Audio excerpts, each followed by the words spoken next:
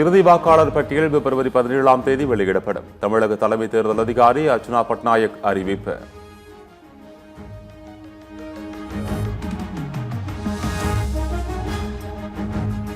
சமவேளைக்கு சம ஊதியம் கோரி இடைநிலை ஆசிரியர்கள் நடத்தி வந்த போராட்டம் தற்காலிகமாக வாபஸ். 37 நாட்களாக நடைபெற்ற போராட்டம் அமைச்சர் அன்பில் மகேஷ் பேச்சுவார்த்தைக்கு பிறகு ஒத்திவைப்பு.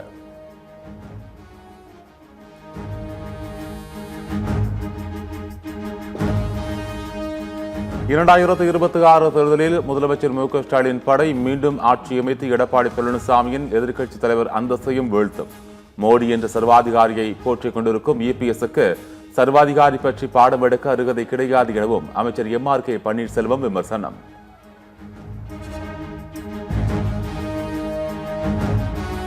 திமுகவின் மகளிர் அணி தொகுதி பொறுப்பாளருடன் காணொலி மூலம் ஆலோசனை நடத்திய கனிமொழி. 234 சட்டமன்ற தொகுதிகளுக்குமான பொறுப்பாளர்களுடன் ஆலோசனை நடத்தி தேர்தல் பணிகள் குறித்து முக்கிய அறிவுறுத்தல்.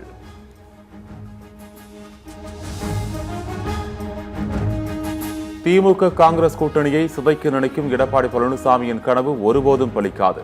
தமிழக காங்கிரஸ் கமிட்டி தலைவர் செல்வ பெருந்தகை பேட்டி.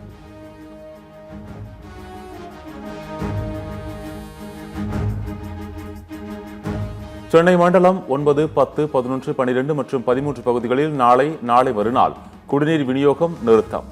நீர் பரிமாற்ற குழாயில் ஏற்பட்ட கசிவை சரி செய்யும் பணிக்காக சென்னை குடிநீர் வாரியம் அறிவிப்பு. தமிழ்நாடு தலைகுனியாது எனும் பெயரில் நாளை முதல் தேர்தல் பிரச்சாரத்தை தொடங்கும் திமுக. 234 தொகுதிகளிலும் திமுகவின் நட்சத்திர பேச்சாளர்கள் பரப்புரையை தொடங்குகின்றனர். பக்கவாதம் ஏற்பட்டதால் மருத்துவமனையில் அனுமதிக்கப்பட்டுள்ள பாஜக மூத்த தலைவர் எச். ராஜா உடல்நிலையில் முன்னேற்றம். சென்னை அப்போலோ மருத்துவமனை நிர்வாகம் தகவல்.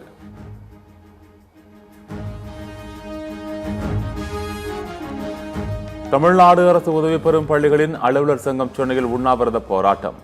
அரசு உதவி பெறும் பள்ளிகளில் இளநிலை உதவியாளர், ஆய்வக உதவியாளர் உள்ளிட்ட பணியிடங்களை ரத்து செய்ததற்கு கண்டனம்.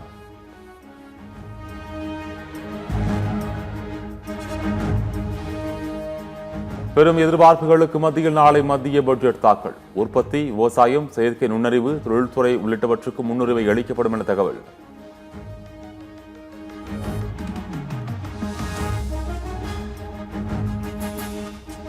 ஞாயிற்றுக்கிழமையான நாளை பங்கு சந்தைகள் இயங்கும் என அறிவிப்பு. 26 ஆண்டுகளுக்கு பிறகு ஞாயிறன்று மத்திய பட்ஜெட் தாக்கல் செய்யப்படுவதால் முடிவு.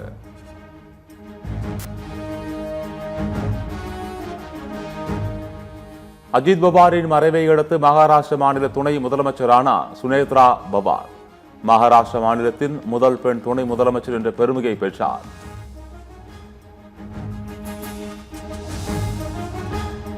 சிகரெட் விலை உயர்வு நாளை முதல் நாடு முழுவதும் அமலுக்கு வருகிறது. 2 ரூபாய் முதல் 8 ரூபாய் 50 காசுகள் வரை சிகரெட்டின் அளவை பொறுத்து உயர்கிறது.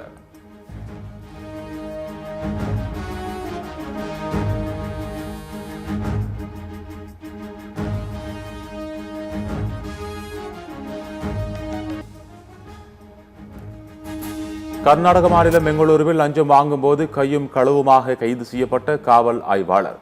கைது செய்ததை பொறுக்க முடியாமல் காவல் ஆய்வாளர் கத்தி கூச்சலிட்டதால் பரபரப்பு.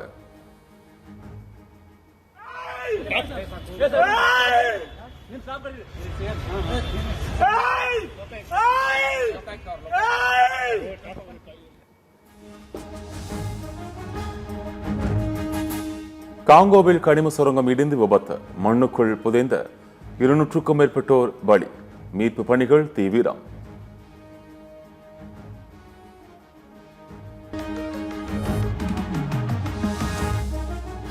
திமுக மற்றும் அதிமுகவுக்கு இடையிலான போட்டி என்பது யார் அதிக பணம் கொடுப்பது என்பதில் மட்டும்தான் இருக்கிறது. நாம் தமிழர் கட்சி தலைமை ஒருங்கிணைப்பாளர் சீமான் விமர்சனம்.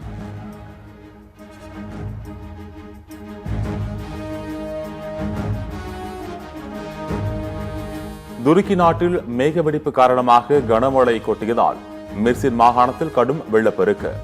வாகனங்கள் வெள்ளத்தில் அடித்துச் செல்லப்பட்ட நிலையில் பல மாகாணங்களில் அவசர நிலை பிரகடனம்.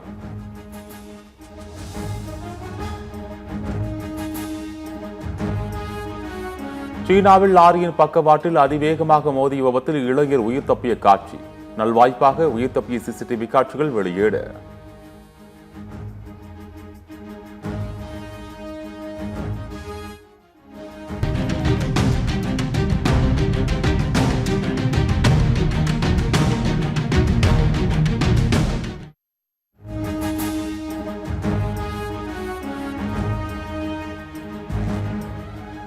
ஆஸ்திரேலிய ஓபன் டென்னிஸில் முதல் முறையாக சாம்பியன் பட்டம் வென்றார் ரைபகினா. இறுதிப் போட்டியில் முன்னணி வீராங்கனை சபலென்காவை வீழ்த்தி அசத்தல். நியூசிலாந்து அணிக்கு எதிரான 5வது T20 போட்டி. இஷான் கிஷன், சூரியகுமார் யாதவ் அதிரடியால் இந்திய அணி 271 ரன்கள் குவிப்பு.